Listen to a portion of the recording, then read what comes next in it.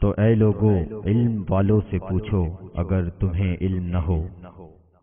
الحمدللہ رب العالمین والصلاة والسلام علی سید المرسلین، اما بعد فاعوذ باللہ من الشیطان الرجیم، بسم اللہ الرحمن الرحیم۔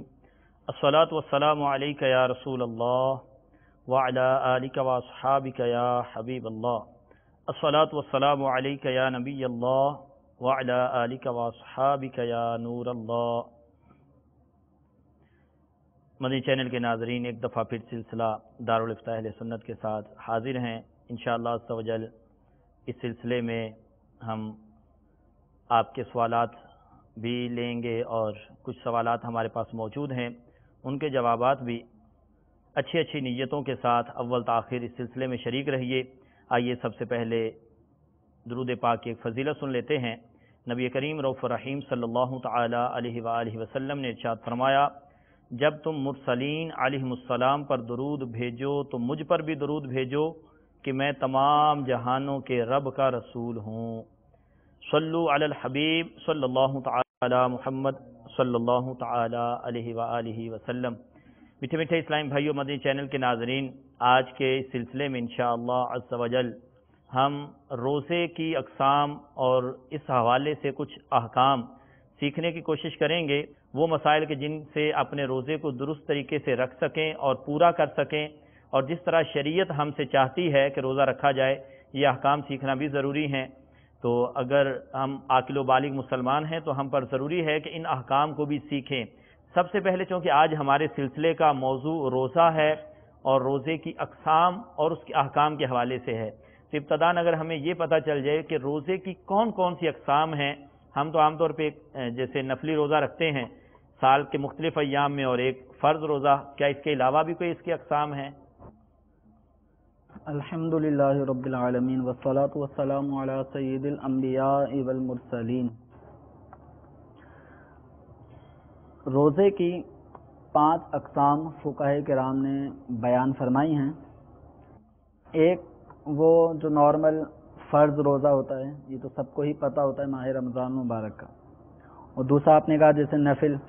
تو اس کے علاوہ یہ 5 اقسام یہ بنتی ہیں ٹوٹل، تو ان میں سے پہلی قسم ہے فرض، دوسری واجب، تیسری نفل، اور چوتھی مکروہ تنزیہی، اور 5ویں مکروہ تحریمی۔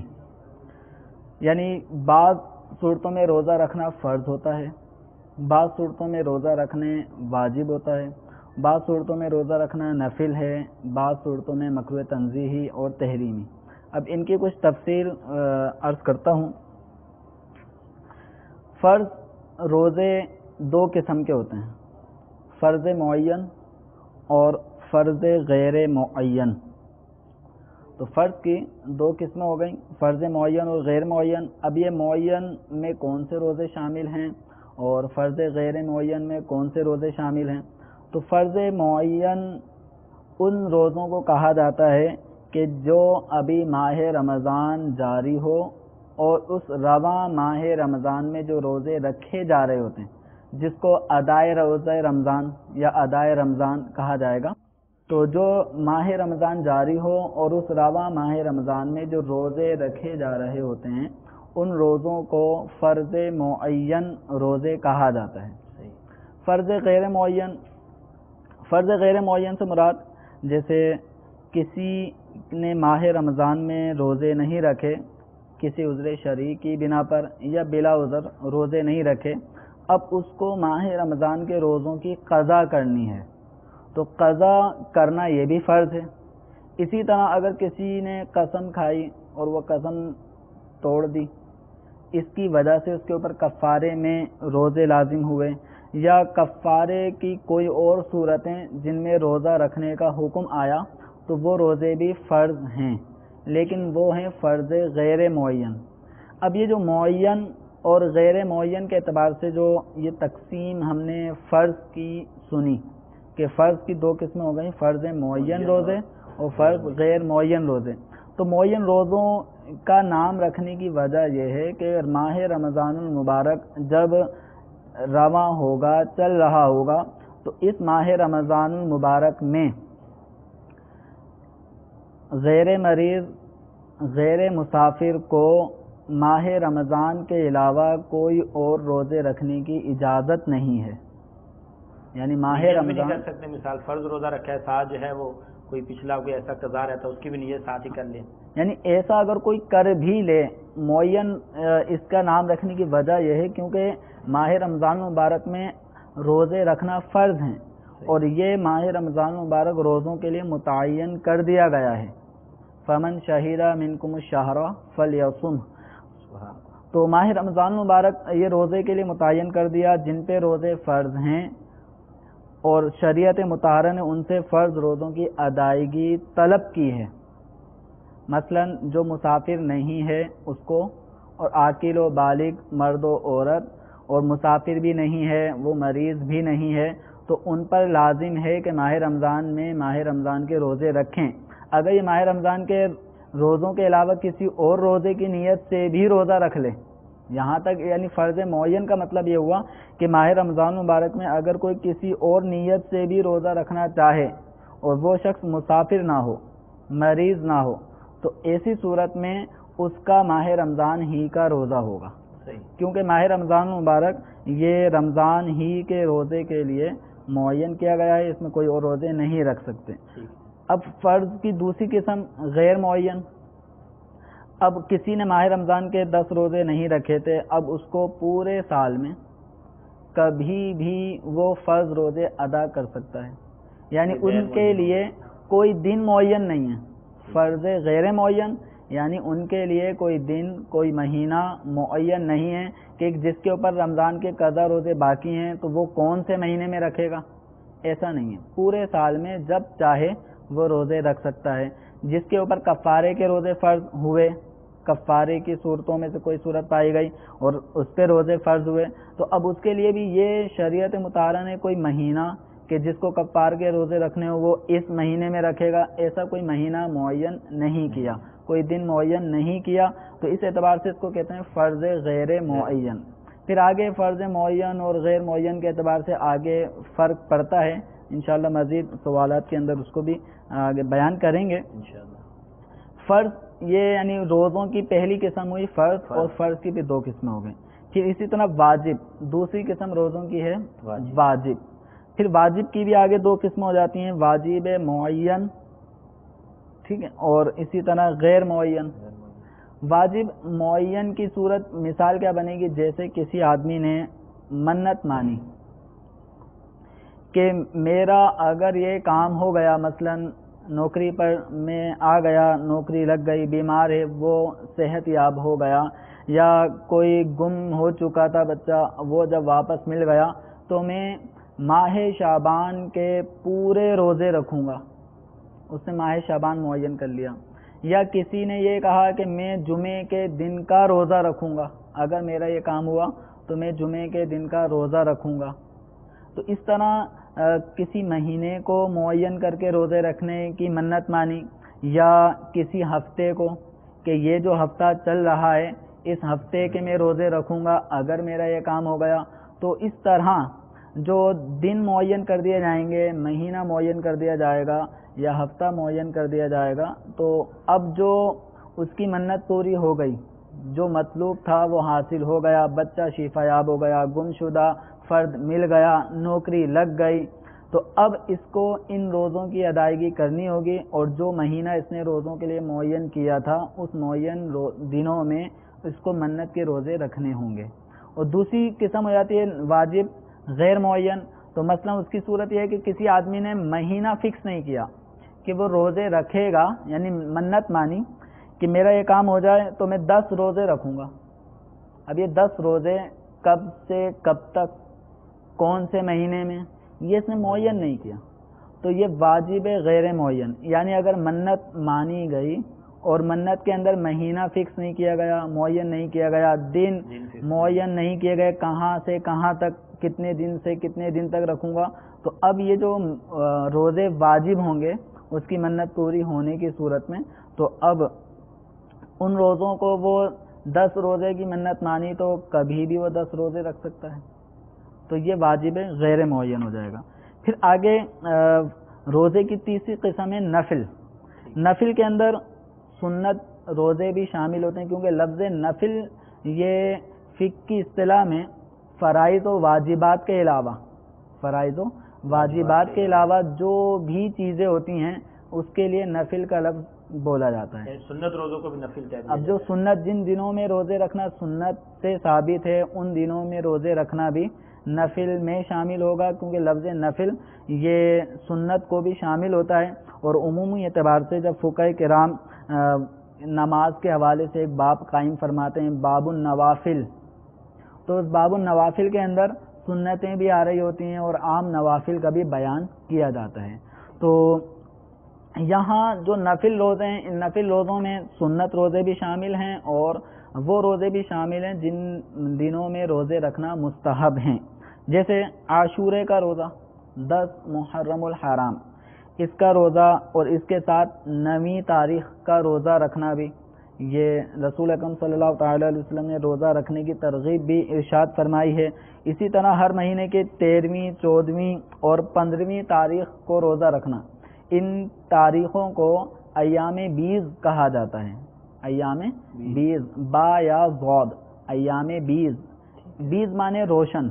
تو چونکہ مہینے کی یہ جو دن آتے ہیں ان کی راتیں خوب روشن ہوتی ہیں، تو ان کو ایام بیض کہا جاتا ہے. 13، 14 اور 15 ہر اسلامی مہینے کی یہ 3 تاریخیں، ان میں روزہ رکھنا یہ مسنون ہے اور رسول اکرم صلی اللہ تعالی علیہ وسلم نے اس کی فضیلت بیان فرمائی ہے. اسی طرح یوم عرفہ کا روزہ یعنی 9 ذی الحجہ کا روزہ، پیر اور جمعرات کا روزہ. اسی طرح ماہ رمضان گزرنے کے بعد 6 عید کے روزے، جو شوال میں 6 روزے رکھنے کا مسلمانوں کا معمول ہے، تو یہ بھی نفل روزوں میں شمار ہوتا ہے.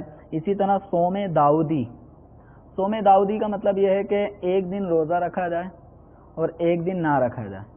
تو اس طرح ایک دن روزہ رکھنا، ایک دن نہ رکھنا، یہ اپنی زندگی کا اگر معمول بنا لیا جائے تو یہ معمول بنا لینا بھی روزے کے حوالے سے ایک مستحب اور نفل کام ہے.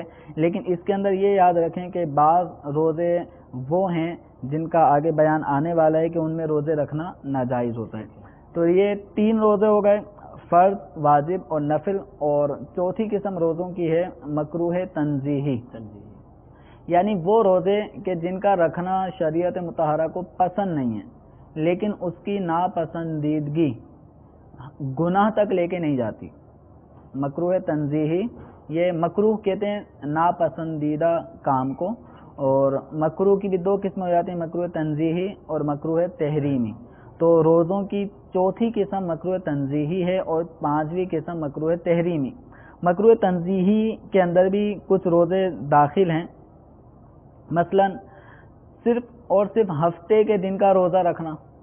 اب کوئی ہفتے کو یعنی سیٹرڈے کو روزہ رکھتا ہے اور اس سے پہلے جمعہ نہیں ملاتا یا ہفتہ اور اتوار نہیں رکھتا، صرف اور صرف ہفتے کے دن کا روزہ رکھتا ہے، تو یہ مکروہ تنزیہی ہے.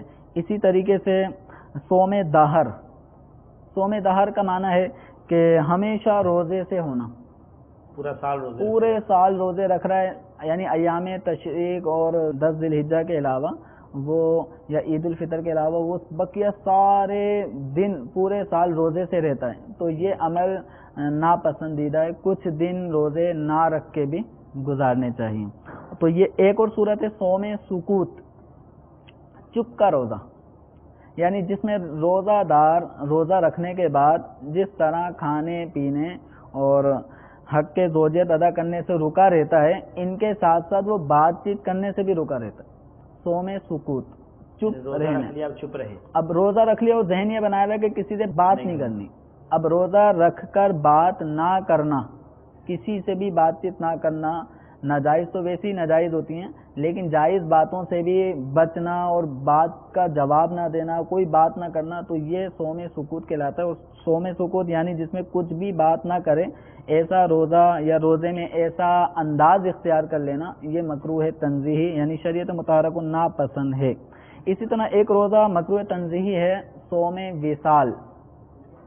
صوم وصال، اب وصال سے عام طور پہ ہمارے ذہن میں آتا ہے کسی کی وفات ہو گئی، تو یہ صوم وصال سے مراد وہ وفات والا روزہ نہیں ہے، صوم وصال، وصال وصل کے معنوں میں استعمال ہوتا ہے، اور وصل کا معنی ہوتا ہے متصل، ملا ہوا۔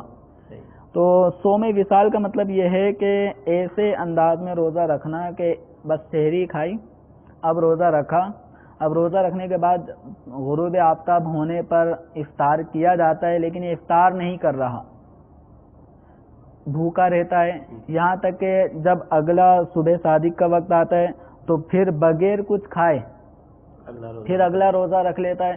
تو اس طرح یہ روزہ رکھنا کہ جس میں سحری کھا کے اب اس نے روزہ ایسا اسٹارٹ کیا، نیت یہ ہے کہ اب سحری آئندہ کرنی نہیں ہے، افطاری کرنی نہیں ہے، اور اسی طرح میں یوں ملا دینا کہ ایک دن کا افطار کر کے روزہ ختم ہو جاتا ہے، غروب آفتاب ہوتے ہی روزہ ختم ہو جاتا ہے، لیکن اس نے روزے کو ختم نہیں کیا اور آگے بھوکا رہ کر اگلے روزے کو ملا دیا۔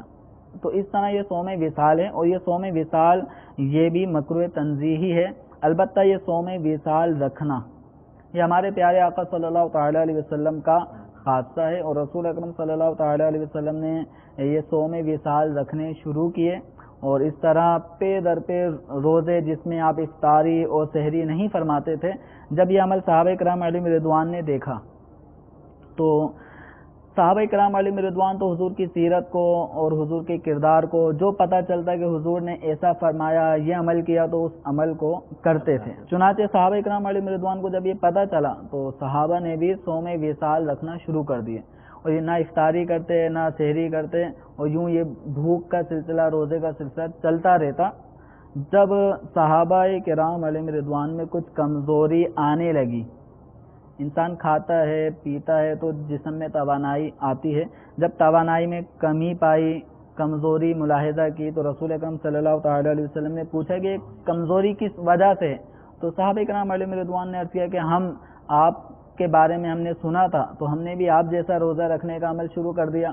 تو رسول اکرم صلی اللہ تعالیٰ علیہ وسلم نے فرمایا مجھے تو میرا رب کھلاتا ہے اور پلاتا ہے، لست بہیئتکم، یوں بھی فرمایا کہ میں تم جیسا نہیں ہوں۔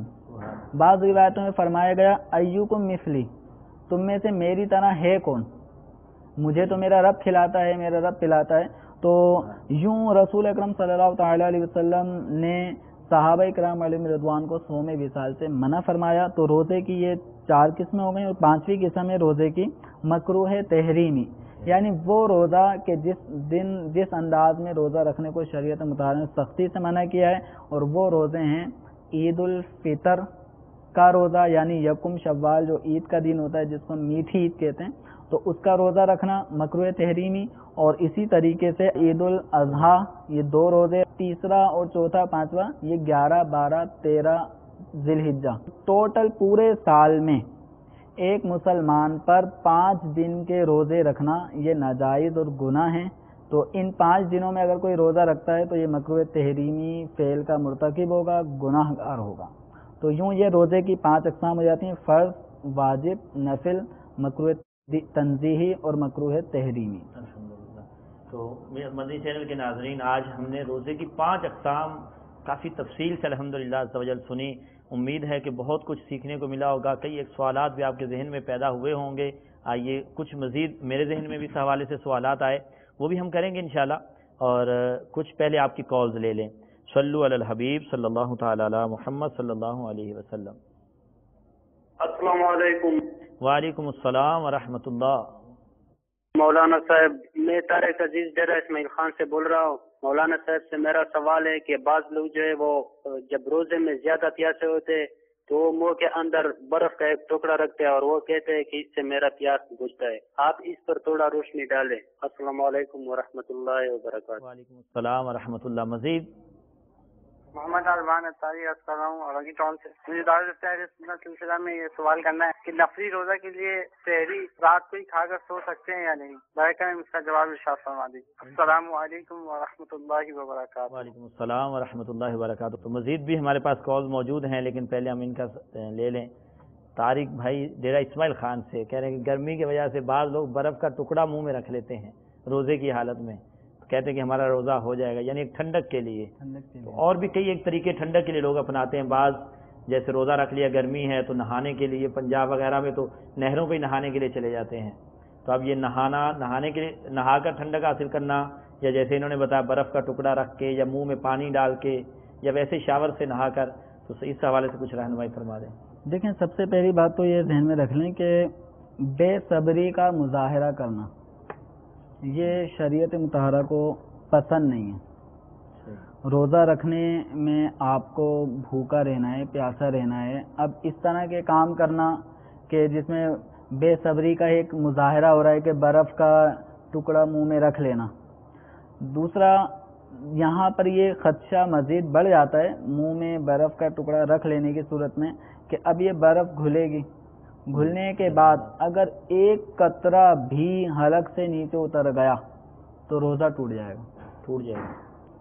اسی طرح آپ نے سوال کے اندر مزید نہر میں نہانے کے حوالے سے بھی بیان کیا کہ جہاں نہر رواں دواں ہیں تو وہاں پہ اس کے قرب و جوار میں رہنے والے لوگ یہ آتے ہیں، پہنچ جاتے ہیں، یا کراچی میں سی سائڈ وغیرہ یہاں پر بھی کئی لوگ اپنی گرمی کے اس موسم میں لطف اندوز ہونے کے لیے پہنچتے ہیں۔ اگر کوئی روزہ دار بھی اس طرح وہاں پہنچا اور وہاں وہ نہر میں نہاتا ہے یا سمندر میں نہاتا ہے تو نہانے سے روزے پہ فرق نہیں پڑتا۔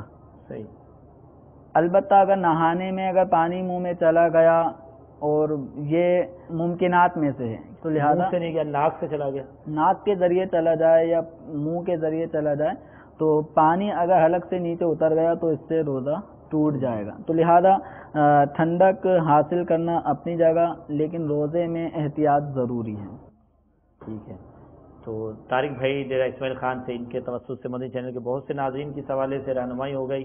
اورنگی ٹاؤن سے اسلامی بھائی نے ہمیں سوال کیا کہ نفلی روزہ رات ہی سحری کھا کے سو جائیں اگر تو کیا یہ روزہ ہو جائے گا یا صبح سحری کرنا ضروری ہے؟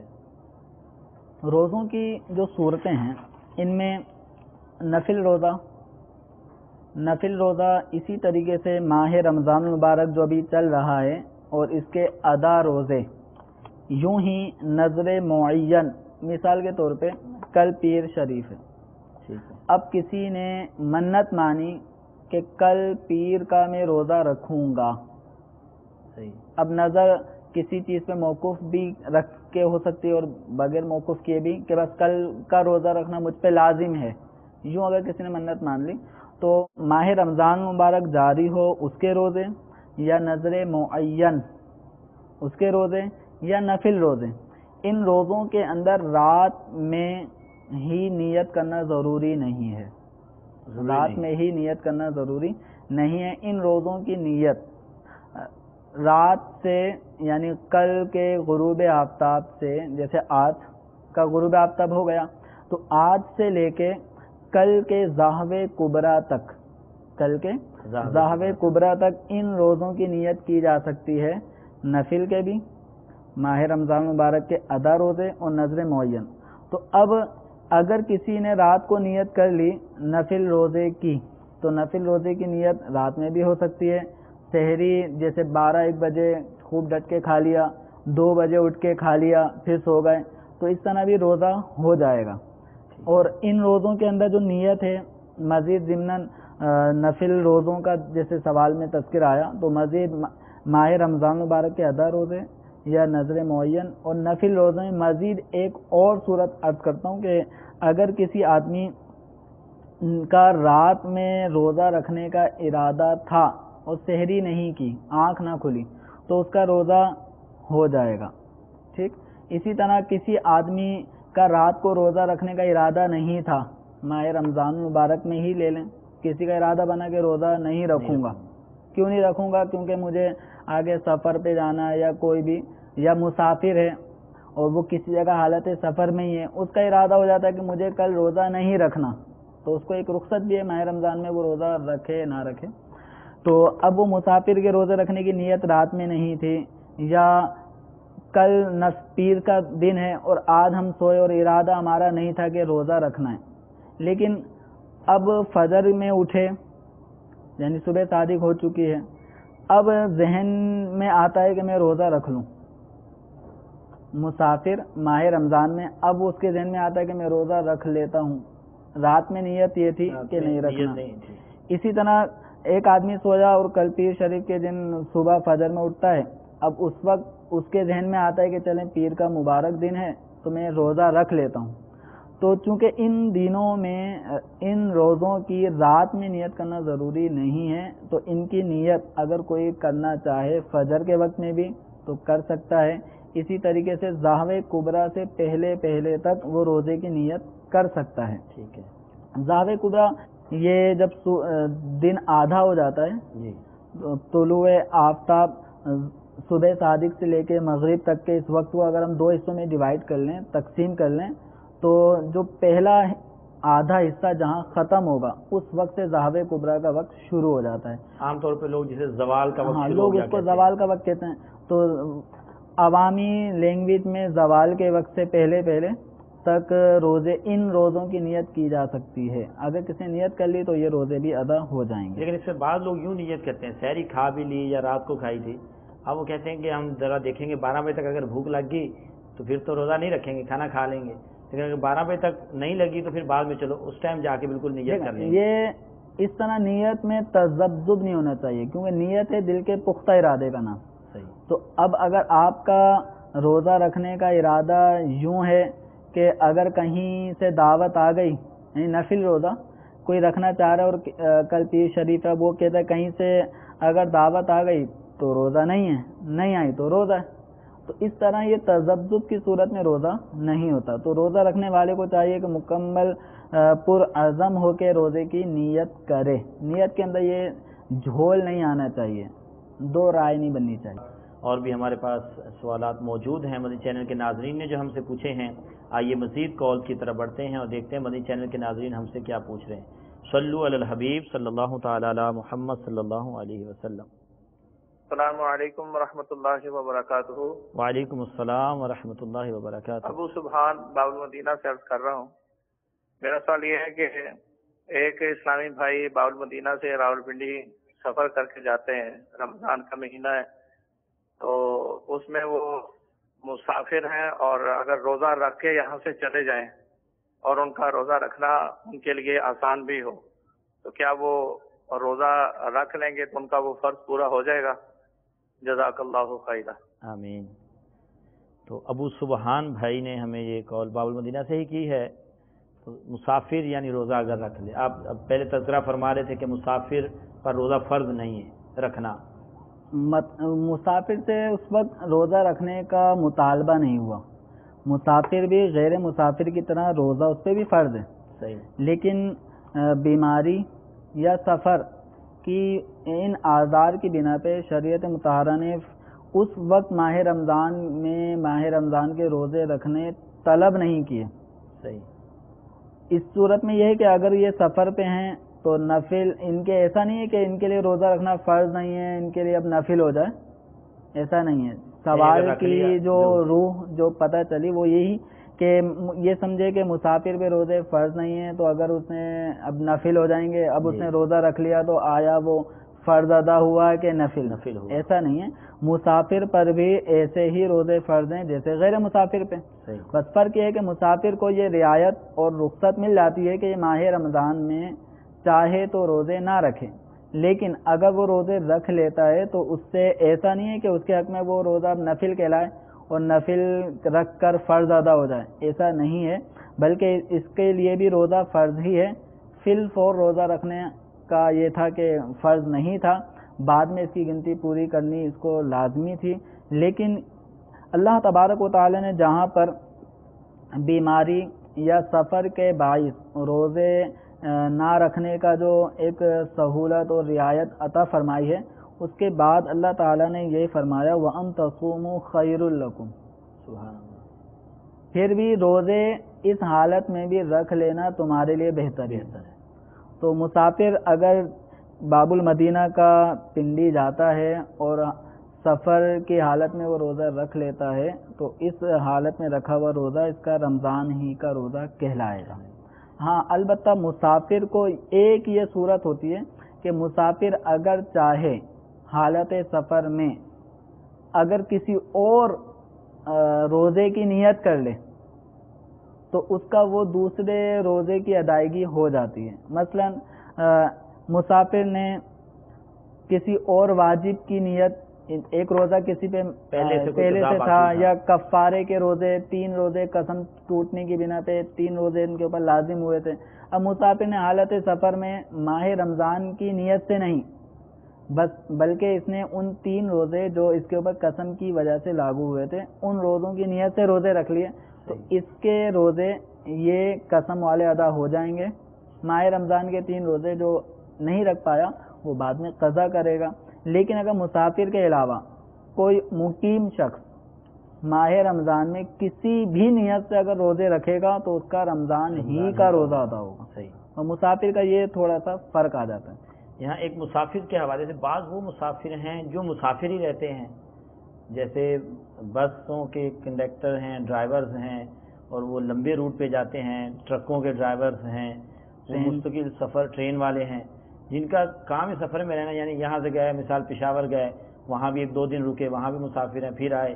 ان کا گھر مثال ملتان میں ہے، وہ کراچی سے پشاور آ جا رہے ہیں، 2-3 دن یہاں رکتے ہیں، پھر وہاں چلے گئے. تو وہ تو مسافر ہی ہیں، پورا سال یہی ہے. اب رمضان کے روزے چھوڑیں گے تو رکھیں گے کب پھر وہ؟ دیکھیں جہاں مال کمانے نے ان کو ایک شہر سے دوسرے شہر آنے جانے میں مجبور کیا اور یہ مال کی ہوس یا مال کی طلب ان کو اتنی مشقت اٹھانے پہ ابھارتی ہے، تو کیا اللہ تبارک و تعالیٰ کا یہ جو فریضہ ماہ رمضان مبارک کے 30 روزے یا 29 روزے، تو کیا اس روزوں کی ادائیگی کے لیے کیا یہ کچھ مال کی کمی یا روزہ رکھ کر بھی ضروری نہیں ہے کہ حالت سفر میں ہر ایک ایسا مجبور ہو جائے کہ روزہ رکھنے کی طاقت ہی نہ ہو؟ کھاتے پیتے پورا سفر ہو رہا ہوتا ہے، بلکہ آرام بہت سے سفر آرام دہ ہیں، بالکل آرام دہ سفر ہوتے ہیں. تو ان کے اندر تو بھلے آپ مسافر ہیں، آپ اپنی شریعت مطہرہ نے ابھی آپ کے اوپر لازم نہیں کیا کہ روزے رکھیں جبکہ آپ حالت سفر میں ہیں، لیکن اس کا یہ مطلب نہیں ہے کہ اب ساری زندگی ہم روزے ہی نہ رکھیں. وہ پورا سال گزر جائے، اگلا سال آ جائے تو یوں 30 روزے ہر سال ذمے پہ قضاء عمری کے طور پہ لاگو ہوتے رہیں، لازم ہوتے رہیں، اور اسی حالت میں مرا گئے. تو جس پیسے کو کمانے کے لیے پورے سال روزے نہیں رکھے، پورے سال میں روزوں کی قضا نہیں کی، یہ پیسہ آپ کے اتنا ہی کام آئے گا جتنا آپ کے کفن کا کپڑا ہے، قبر کھودنے کا جو خرچہ ہے، جو میت کے مال میں سب سے پہلا خرچہ ہے اس کی تجہیز و تکفین کا سنت کے مطابق خرچہ، یہ آپ کے مال سے کیا جائے گا. تو آپ گویا اتنے کام کے لیے اتنی محنت کر رہے ہیں اور روزے نہیں رکھتے. تو جن کے ذمے یوں کئی روزے جمع ہو جاتے ہیں تو ان کو چاہیے کہ ماہ رمضان مبارک آنے سے پہلے پچھلے ماہ رمضان کے روزے ادا کر لیں، ورنہ بحکم حدیث جو پچھلے ماہ رمضان کے روزے ادا نہ کرے اور اگلا ماہ رمضان آ جائے تو اس کے یہ اگلے نئے ماہ رمضان کے روزے قبول نہیں ہوں گے جب تک پچھلے باقی رہیں گے. تو اس سے ہماری وہ اسلامی بہنیں کہ جو روزے رکھتی نہیں ہیں قضا، اور سالانہ ان کے روزے چھٹتے ہیں شرعی عذر کی بنا پہ، کسی کے پورے ماہ رمضان کے روزے چھٹ جاتے ہیں بچوں کی پیدائش کے باعث، تو ان کو اگلے ماہ رمضان آنے سے پہلے گزشتہ ماہ رمضان کے روزوں کی قضا کرنی ہے، اور تاکہ ان کے اگلے ماہ رمضان کے روزے قبول ہو سکیں، ورنہ ان کی قبولیت رکی رہے گی. میٹھے میٹھے اسلامی بھائیوں، مدنی چینل کے ناظرین، سفر کے حوالے سے بھی ہم نے سنا، بالخصوص ابو سبحان بھائی آپ نے جو کال کی تھی کہ روزہ رکھا تو فرض ادا ہو جائے گا. اور یہ بھی ایک بہت اچھی بات سیکھنے کو ملی کہ ایک رمضان کے روزے اگر رہ گئے اور اگلا رمضان آنے سے پہلے وہ رکھنا ضروری ہے، وگرنہ قبولیت موقوف رہتی ہے جب تک وہ نہ رکھے جائیں. یعنی اس کا یہ مطلب کوئی نہ سمجھے کہ اب اگلے نہیں رکھنے، گناہ گار ہو جائے گا کہ رکھوں گا تو قبول ہی نہیں ہونے. رکھنے ہیں وہ بھی، ایسا نہیں ہے کہ گناہ گار ہو، قبولیت رکی رہے گی، لیکن روزوں کا قبول نہ ہونا یہ بھی تو ایک لمحہ فکریہ ایک مسلمان کے لیے کہ وہ اللہ کی عبادت کرے اور قبول نہ ہو.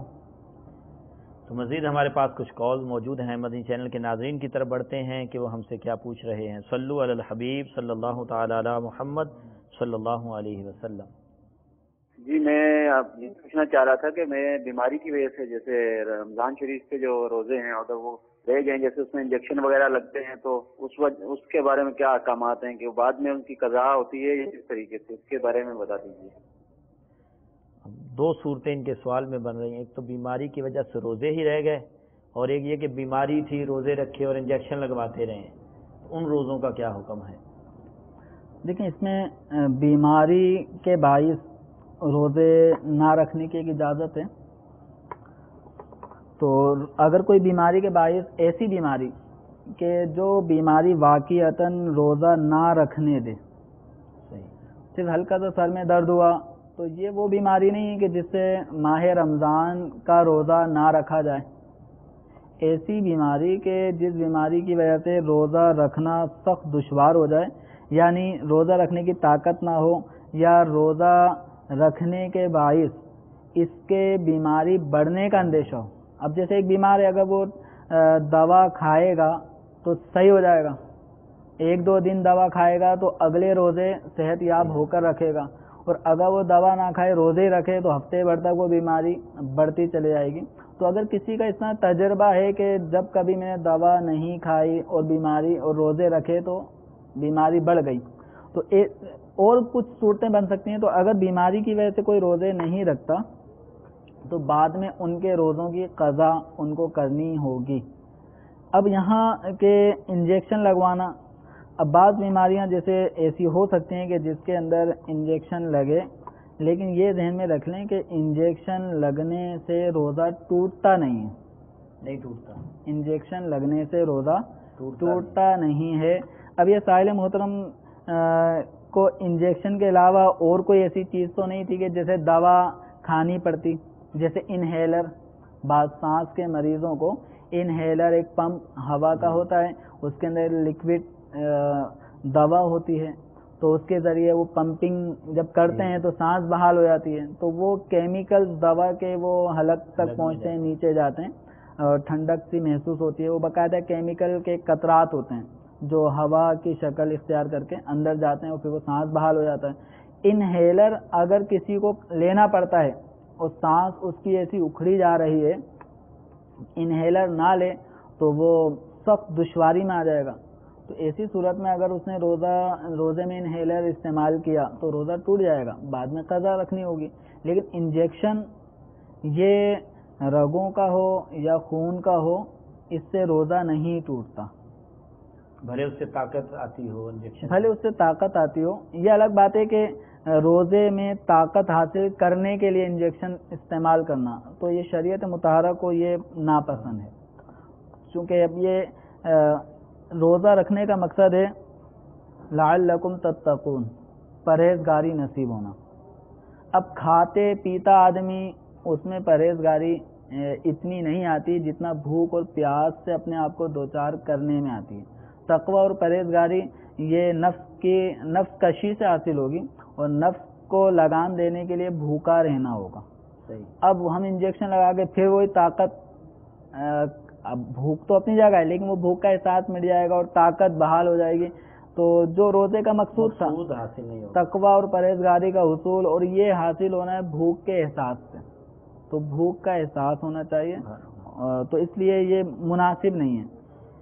تو میٹھے میٹھے اسلام بھائیوں، بالخصوص جنہوں نے ہمیں کال کی تھی مدنی چینل کے، جنہوں نے کال کی کہ انجیکشن، تو آپ کو آپ کے سوال کا جواب مل گیا کہ بیماری کی وجہ سے روزے رہ گئے تو ان کی قضا ہے، گناہ نہیں ہے، لیکن ایسی بیماری ہو کہ واقعی وہ روزہ رکھنے سے مانے ہو، اور انجیکشن اگر لگوا لیا اور روزہ بھی رکھا ہوا ہے تو روزہ آپ کا ٹوٹے گا نہیں، آپ کا روزہ ہو جائے گا، اس کی قضا کی کوئی حاجت نہیں ہے۔ مزید کال کی طرف بڑھتے ہیں کہ مدنی چینل کے ناظرین ہم سے کیا پوچھ رہے ہیں۔ صلو علی الحبیب صلی اللہ تعالی علی محمد صلی اللہ علیہ وسلم۔ محمد اصغر لاہور سے بول رہا ہوں۔ میں جو نفلی روزے رکھتا ہے تو فرضی نماز نہیں پڑھتا، کیا ان کے بارے میں پوچھ رہا ہوں کہ ذرا بتا دینا رہنمائی۔ انشاءاللہ ان کا جواب پہلے ہم لے لیتے ہیں کہ نفلی روزے رکھتے ہیں لیکن فرض نماز نہیں پڑھتے۔ بعض ایسے لوگ ہوتے ہیں جیسے بھی رجب ہے، شعبان ہے، تو اس میں روزہ رکھ لیتے ہیں لیکن نماز چھوڑتے ہیں۔ اعتدال پہ رہنا چاہیے۔ اب کوئی نفل روزے رکھنے کا عادی ہے، فرض نہیں رکھتا، تو اب اس کا یہ مطلب نہیں ہے کہ ہم اس سے کہیں جب تو فرض نہیں رکھتا نفل بھی نہ رکھ، ہم یہ نہیں کہیں گے اس سے، ہم اس کو فرض کا ذہن دیں گے، نفل بھی رکھو، نفل بھی رکھو، فرض بھی ادا کرو۔ اسی طرح اگر کوئی روزے رکھتا ہے نماز نہیں پڑھتا، یہ تو انہوں نے نفل روزے رکھنے اور نماز نہ پڑھنے کی مثال دی، ماہ رمضان المبارک میں بھی ایسے مسلمان ہوتے ہیں کہ جو روزے تو رکھ لیتے ہیں نماز نہیں پڑھتے، بہت سے ایسے ہوتے ہیں۔ تو اب آیا ہم ان کو یہ نہیں کہیں گے کہ جب تم نماز نہیں پڑھتے تو روزے کیوں رکھتے ہو؟ تو ایسا نہیں، بلکہ ہم ان کو یہ درس دیں گے کہ آپ نے جب ماہ رمضان کے روزے رکھ رہے ہو تو نماز بھی پڑھیں، یہ بھی فرض ہے تو وہ بھی فرض ہے۔ تو اگر کوئی نفل روزہ رکھے اور نماز نہ پڑھے تو ایسی صورت میں وہ اپنے طور پہ یوں سمجھیں کہ نقصان اٹھانے والا ہے۔ روزہ رکھ کے ایک اللہ ہی کی عبادت کر رہا ہے تو ایسا نہ ہو کہ ہم اس کو نماز تو وہ پڑھ ہی نہیں رہا بالفرض، اور ہم اس کو نفل روزوں پہ بھی بھپتیاں کرتے رہیں، ہوٹنگ کریں، تو اس سے پتہ چلا کہ وہ نفل روزے سے بھی گیا۔ نفل روزہ رکھنے والے ایسے شخص کو پیار محبت سے سمجھایا جائے کہ اللہ تبارک و تعالیٰ کی رضا نوافل میں بھی حاصل ہوتی ہے، لیکن نوافل سے زیادہ فرائض کی اہمیت ہے، پھر فرائض کے اندر بھی نماز اس کا اعلیٰ مقام ہے، سب سے پہلے اسی کے بارے میں بروز قیامت سوال ہونا ہے۔ تو اللہ تبارک و تعالیٰ کو راضی کرنے والے کاموں میں سے سب سے پسندیدہ کام فرائض میں پھر نماز، کہ بندہ اللہ تعالیٰ کے قریب سب سے زیادہ حالت سجدہ میں ہوتا ہے، تو اس کا ذہن مثبت انداز میں ایسا بنائیں کہ وہ نفل روزہ رکھنے والا نفل روزہ بھی رکھتا رہے، اپنے نماز پنجگانہ کا عادی بھی بن جائے، اور ماہ رمضان کے ادا روزے بھی رکھتا رہے، اگر قضا ہیں تو وہ بھی ادا کرتے رہے۔ ہمارے ہاں سمجھانے کا انداز تھوڑا سا ہوتا ہے کھیچم تانی والا، ہم بجائے اس کے کہ ایک آدمی کو حکمت عملی کے ساتھ مثبت طریقے سے سمجھائیں، ہم منفی انداز میں اس کو لے کے چل رہے ہوتے ہیں کہ تو فرض تو رکھتا ہے نفل کیوں رکھتا ہے؟ ایسے بعض لوگ بولتے ہیں بھی فرض نماز تو پڑھتے نہیں ہو اور میلاد کی محفلیں کرتے ہو، محفلیں کیوں کرتے ہو؟ ایسے بھی ہوتا ہے بات۔ اس کے اندر یہ سمجھانے کا یہ انداز غلط ہے، ان کو یہ سمجھائیں کہ محفل میلاد منانے کا مقصد رسول اکرم صلی اللہ تعالی علیہ وسلم سے محبت کا اظہار، تو جن سے محبت کا اظہار ہے ان کے طریقے پہ عمل کرنا بھی ضروری ہے۔ تو رسول اکرم صلی اللہ تعالی علیہ وسلم نے نمازیں بھی پڑھی ہیں، تو روزے بھی رکھے ہیں، حج بھی فرمایا ہے، تو رسول اکرم صلی اللہ تعالی علیہ وسلم کی ادا کو ادا کرتے ہوئے میلاد شریف منائیں۔ تو یعنی ایسی ہوٹنگ نہ ہو کہ ہم ایک عبادت نہ کرنے والے اور دوسری عبادت کرنے والے کو ہم ایسا کر دیں کہ وہ دونوں سے جائے، ایسا نہ ہو، بلکہ اس کے اندر جذبہ بڑھا دیں۔ وہ آج نفل ادا کر رہا ہے، اس کو روکے نہیں، اس کے تھپکی دیں، کل یہ واجب ادا کرنے والا ہو جائے گا، واجب کے ساتھ ساتھ فرض ادا کرنے والا ہو جائے گا، اس طرح یہ سارے مستحبات فرائض واجبات سب کی ادائیگی کرنے والا ہوگا۔ حکمت عملی کے ساتھ سمجھانا یہ ضروری ہے انشاءاللہ۔ میٹھے میٹھے اسلامی بھائیوں، مدنی چینل کے ناظرین، ہمارے آج کے سلسلے کا وقت اختتام کی طرف جا رہا ہے۔ ماہ شعبان میں روزے رکھنے کے کیا فضائل ہیں؟ ماہ شعبان المعظم کی فضیلت کے کیا کہنے؟ نبی کریم رؤوف الرحیم صلی اللہ تعالی علیہ وآلہ وسلم کا یہ فرمان علی شان جامع صغیر میں موجود ہے کہ شعبان میرا مہینہ ہے۔ سبحان اللہ۔ سرکار دو عالم صلی اللہ تعالی علیہ وسلم نے شعبان کو اپنی طرف منسوب فرمایا۔ پھر رسول اکرم صلی اللہ تعالی علیہ وسلم کا سب سے پسندیدہ مہینہ ماہ رمضان کے بعد سب سے زیادہ پسندیدہ مہینہ ماہ شعبان تھا۔ ام المؤمنین عائشہ رضی اللہ تعالی عنہا ارشاد فرماتی ہیں کہ رسول اکرم صلی اللہ تعالی علیہ وسلم کا پسندیدہ مہینہ شعبان تھا، اس میں روزے رکھتے اور روزے رکھتے رکھتے ان روزوں کو رمضان سے ملا دیتے، یعنی پورا مہینہ روزے رکھتے رہتے۔ بعض روایتوں میں پورا مہینہ روزے رکھنے کے الفاظ ہیں، بعض روایتوں میں اکثر ماہ شعبان کے اکثر دنوں کے روزے رکھنے کا رسول اکرم صلی اللہ تعالی علیہ وسلم کا معمول ہے، اور آپ صلی اللہ تعالی علیہ وآلہ وسلم نے خاص کر ماہ شعبان المعظم کی 15ویں شب کو شب بیداری کرنے اور روزہ رکھنے کی ترغیب بھی ارشاد فرمائی ہے۔ چنانچہ ابن ماجہ میں حضرت علی کرم اللہ تعالی وجہہ الکریم سے یہ مروی ہے کہ سرکار دو عالم صلی اللہ تعالی علیہ وسلم نے ارشاد فرمایا کہ جب شعبان کی 15ویں رات آ جائے تو اس رات کو قیام کرو اور دن میں روزہ رکھو کہ اللہ تبارک و تعالی غروب آفتاب سے، یعنی 15ویں شب شروع ہوتے ہی غروب آفتاب سے آسمان دنیا پہ خاص تجلی فرماتا ہے اور فرماتا ہے کوئی بخشش چاہنے والا کہ اسے بخش دوں، سبحان اللہ، ہے کوئی روزی طلب کرنے والا کہ اسے روزی دوں، ہے کوئی مبتلا کہ اسے عافیت دوں، ہے کوئی ایسا، اور اس طرح یہ صدائیں بخشش کی نویدوں کا یہ سلسلہ صبح صادق تک رہتا ہے۔ تو یہ رسول اکرم صلی اللہ تعالیٰ علیہ وسلم نے ماہ شعبان المعظم میں بکثرت روزے رکھے ہیں، اور اس مہینے سے زیادہ اور کسی مہینے میں روزوں کا اہتمام سرکار دو عالم صلی اللہ تعالیٰ علیہ وسلم اتنا نہیں فرماتے تھے جتنا ماہ شعبان المعظم میں فرماتے تھے۔ بہرحال ماہ شعبان المعظم کی قدر کیجیے، اور امیر اہل سنت دامت برکاتہم العالیہ کا اس حوالے سے آقا کا مہینہ یہ رسالہ بھی ہے، تو ماہ شعبان المعظم کی مزید عظمتوں اور رفعتوں کو جاننے سمجھنے کے لیے اس رسالے کو بھی ضرور پڑھیے۔ یہ رسالہ اپنے قریبی مکتبۃ المدینہ سے یا دعوت اسلامی کی ویب سائٹ dawatیslami.net سے آپ اس کو حاصل کر سکتے ہیں اور وہاں سے ڈاؤن لوڈ بھی کر سکتے ہیں۔ میٹھے میٹھے اسلامی بھائیوں، مدنی چینل کے ناظرین، الحمدللہ آج ہم نے روزوں کی اقسام اور پھر ان کے احکام کے حوالے سے اور اس ضمن میں بہت کچھ ہم نے سیکھنے کی سعادت حاصل کی۔ اللہ تعالی ہم سب کو علم دین سیکھنے، سمجھنے، عمل کرنے کی توفیق عطا فرمائے۔ اللہ تعالی دعوت اسلامی کے مفتیان کرام، دارالافتاء اہل سنت، تمام شعبہ جات کو دن 25ویں رات 26ویں ترقیاں عطا فرمائے، آمین بجاہ النبی الامین۔ صلو علی الحبیب صلی اللہ تعالی علی محمد صلی اللہ تعالی علیہ وآلہ وسلم۔